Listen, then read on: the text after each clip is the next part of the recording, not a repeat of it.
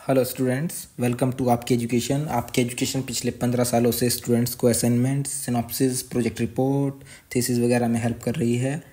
तो आज हम बात करने वाले हैं मणिपाल जयपुर यूनिवर्सिटी की जो सिनॉप्सिस होती है वो कब सबमिट होती है, और उसके बाद जो प्रोजेक्ट रिपोर्ट है वो कब सबमिट होती है, उसके बाद वाइवा कैसे होता है। तो हम डिस्कस कर लेते हैं आज। ये हमारी वेबसाइट है SMUassignment.in। इसका हमने डिस्क्रिप्शन में आपको लिंक वगैरह, व्हाट्सएप का जो ग्रुप है उसका लिंक हम आपको डिस्क्रिप्शन में शेयर कर देंगे। तो यहाँ पर हम आ जाते हैं मणिपाल जयपुर लिंक। इसके अंदर हमारे पास है सिनॉप्सिस प्रोजेक्ट रिपोर्ट। ये हमारा जो मणिपाल यूनिवर्सिटी है उसका लिंक है, ये हमने ओपन कर लिया। तो यहाँ पर हमारा पोर्टल ओपन हो जाता है। अब सिनॉप्सिस है क्या? सिनॉप्सिस क्या होता है कि प्रोजेक्ट रिपोर्ट का एक छोटा सा पार्ट होता है जिसका अप्रूवल हमें यूनिवर्सिटी से लेना पड़ता है। उस सिनॉप्सिस के साथ एक हमारा गाइड का अप्रूवल भी लगता है। अगर गाइड का रिक्वायरमेंट आपको है या फिर सिनॉप्सिस का रिक्वायरमेंट आपको है तो भी आप हमें कांटेक्ट कर सकते हैं। अब ये सबमिट कैसे होना है वो मैं आपको बता देता हूँ। जो ये नोटिफिकेशन वाला पोर्टल है, इसको जब हम ओपन करेंगे तो यहाँ पर ओपन करने के बाद इसको एक ऑप्शन आएगा गाइड अप्रूवल के लिए, क्योंकि सिनॉप्सिस से पहले हमें गाइड का अप्रूवल लेना पड़ता है। अभी तो हमने ऑलरेडी ले लिया है गाइड का अप्रूवल, तो यहाँ पर आएगा ऐड फाइल। यहाँ पे गाइड के डॉक्यूमेंट लगेंगे। अब जो गाइड के डॉक्यूमेंट होते हैं वो किस फॉर्मेट में होते हैं वो आपको ऑलरेडी यहाँ पर फेस 1 के अंदर 3rd सेमेस्टर में जब आप आते हैं तो ये दिया गया आता है, ये वाला फेस 1। इसको हम ओपन कर लेते हैं।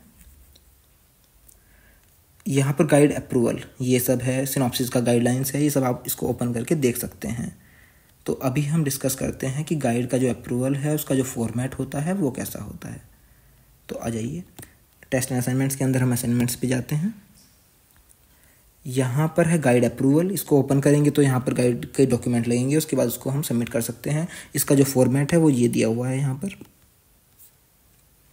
इसके अलावा जो हमने सबमिट किया हुआ है उसका मैं आपको एक बार फॉर्मेट शो कर देता हूँ। वो ये है, ये सिनॉप्सिस प्लस गाइड हमने दोनों एक साथ सबमिट किए हुए हैं। ये स्टूडेंट का डिटेल सबसे ऊपर आ जाएगा, उसके बाद टॉपिक आ जाएगा, ऑब्जेक्टिव आ जाएगा सिनॉप्सिस का, प्रॉब्लम स्टेटमेंट हो जाएगा, रिसर्च मेथोडोलॉजी और रेफरेंस। उसके बाद हमारा गाइड का डिटेल नीचे की साइड जाएगा। यही फॉर्मेट है यूनिवर्सिटी का, तो इसके अकॉर्डिंग हमने सबमिट किया हुआ है। जब हम इसको सबमिट कर देंगे तो इसका अप्रूवल आ जाता है। फॉर एग्जाम्पल यहाँ पर ये अपडेट हुआ है, तो ये स्टूडेंट जो यूनिवर्सिटी है उसने ये अप्रूव कर दिया है। अब हम सिनॉप्सिस के लिए प्रोसेस कर सकते हैं जब लिंक ओपन हो जाएगा तब। अब हम जो हमारा सिनॉप्सिस होता है वो एक प्रोजेक्ट रिपोर्ट का छोटा सा पार्ट होता है, उसी के ऊपर 4th सेमेस्टर में प्रोजेक्ट रिपोर्ट बनती है। तो 3rd सेमेस्टर में हमें सिनॉप्सिस प्लस गाइड का डिटेल सबमिट करना होता है। उसके बाद उसका अप्रूवल आता है। उसके अप्रूवल के बाद 4th सेमेस्टर में हमें उसी सिनॉप्सिस के ऊपर पूरा प्रोजेक्ट रिपोर्ट बनाना रहता है और उसको सबमिट करना होता है। तो इसमें आपको कोई भी हेल्प चाहिए तो आप हमारे चैनल से कनेक्ट हो सकते हैं, हमें व्हाट्सएप कर सकते हैं। अब आ जाते हैं हम सिनॉप्सिस के पार्ट पर। गाइड का अप्रूवल हमने ले लिया है। उसके बाद जैसे ही ये लिंक ओपन होएगा यहाँ पर, क्योंकि जो स्टूडेंट है ऑलरेडी लेट चल रहा है तो जो डेट है वो एक्सपायर हो गई थी, अब ये डेट एक्सटेंड होगी, तो हम यहाँ पर सिनॉप्सिस सबमिट करेंगे। उसके बाद उसका अप्रूवल मिलेगा। उसके बाद 4th सेमेस्टर में स्टूडेंट का प्रोजेक्ट रिपोर्ट सबमिट होगा। और सेम यही प्रोसेस रहता है असाइनमेंट्स वगैरह का। अगर स्टूडेंट्स को असाइनमेंट्स में भी हेल्प चाहिए तो कोई भी असाइनमेंट, फॉर एग्जाम्पल 401 हम ओपन कर लेते हैं।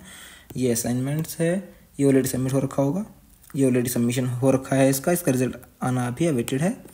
तो ये असाइनमेंट्स भी ऐसे ही सबमिट होते हैं। तो इस बारे में आपको कोई भी हेल्प चाहिए तो आप हमसे कांटेक्ट कर सकते हैं। Thank you very much.